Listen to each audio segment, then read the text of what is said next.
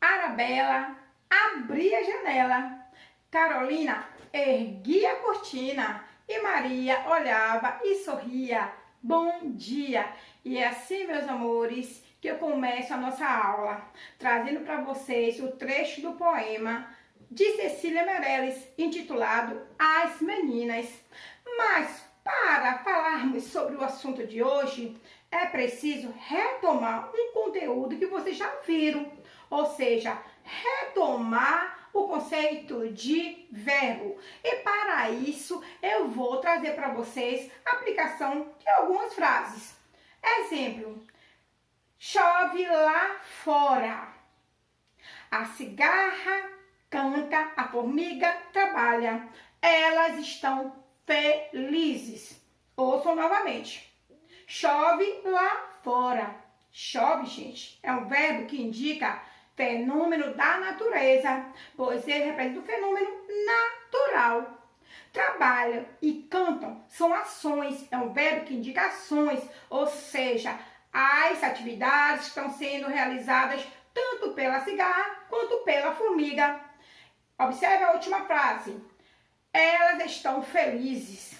Felizes é o estado em que a formiga e a cigarra se encontram por estarem realizando suas atividades com muito ânimo. Então, elas estão felizes, representa o estado.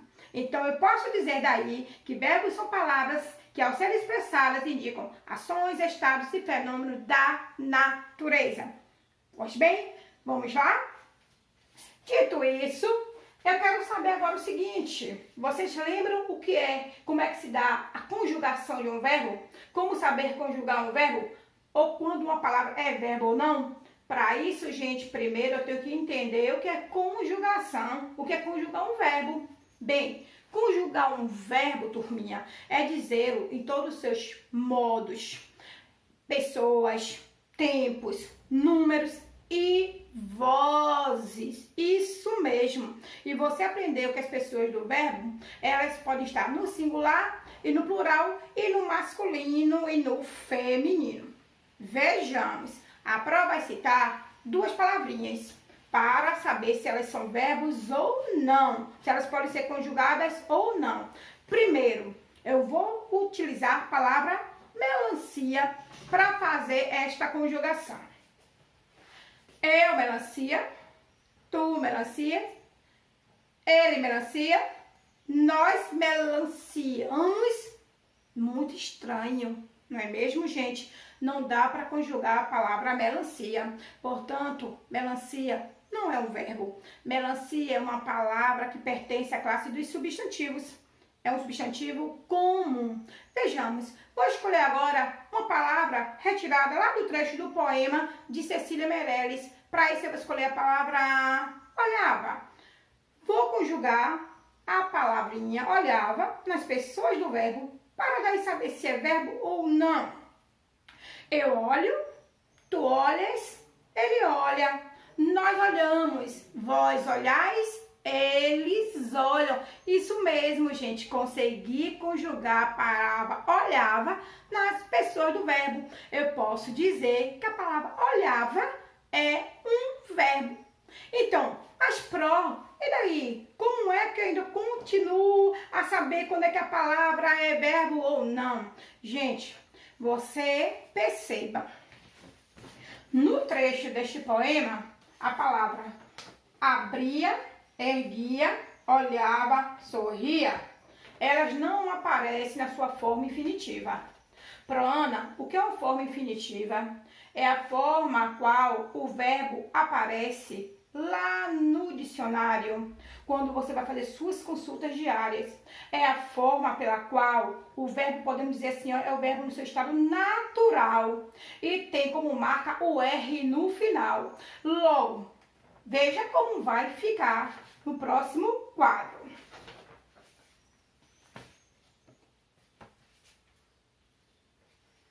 Verbos destacados do poema As Meninas. Abria, seu infinitivo. Abrir. Verbo erguia, infinitivo, a forma pela qual você vai encontrar a sua forma normal, o estado normal do verbo. Erguia vai ser erguei. Olhava, ficará, será grafado desta forma, olhar. Sorria, ficará, sorri. Isso mesmo. Percebam, gente, que mecanicamente, quando você grafa, você escreve as palavras, os verbos, na sua forma infinitiva, logo aparecem, as terminações verbais, a quais nós chamamos, conjugação. Essas conjugações, elas terminam em arre, que é a primeira, a segunda conjugação terminada em erre e a terceira conjugação terminada em irre. Logo, eu tenho abrir, terminação irre. Erguer, terminação erre. Olhava, terminação arre. Sorria, terminação irre. Logo assim, eu entendo o quê? O verbo abrir é um verbo de terceira conjugação, porque ele termina em irre. O verbo erguer é um verbo de segunda conjugação, porque ele termina em erre. O verbo olhar é um verbo de primeira conjugação, porque ele termina em arre. E o verbo sorrir também é um verbo de terceira conjugação, porque ele também termina em R, como no caso do verbo abrir. Vem, para entender novamente, se o verbo terminou em arre, ele pertence à primeira conjugação. Se o verbo terminar em erre, ele pertence à segunda conjugação. E se o verbo terminar em irre, ele pertence à terceira conjugação. Bem, meus amores, vamos agora para tempos verbais. Todo verbo, ao ser conjugado, ele aprende o tempo, seja o tempo presente, passado ou futuro.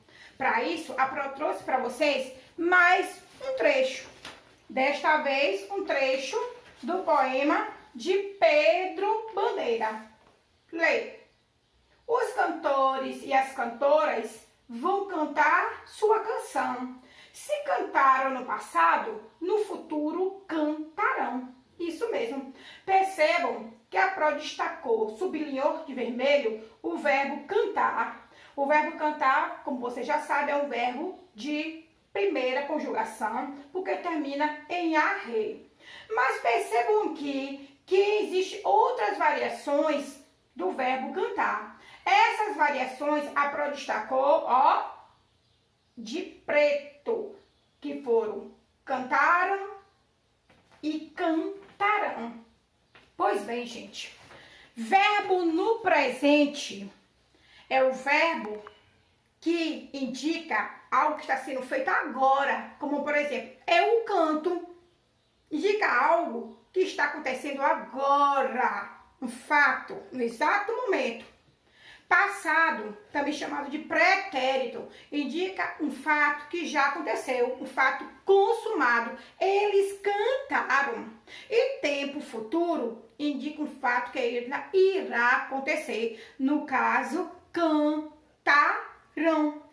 Pois bem, Pro, e quando eu devo empregar a colocação certa, a terminação correta, quando o verbo está no passado e quando o verbo está no futuro? Muito simples. Observe.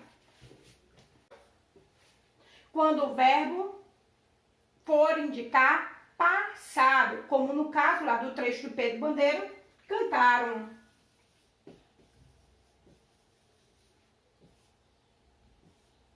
Passado. Você emprega o tempo. No tempo futuro, você emprega,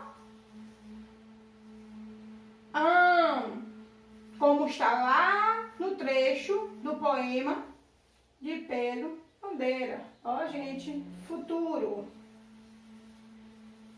Cantarão, ou seja, tempos verbais.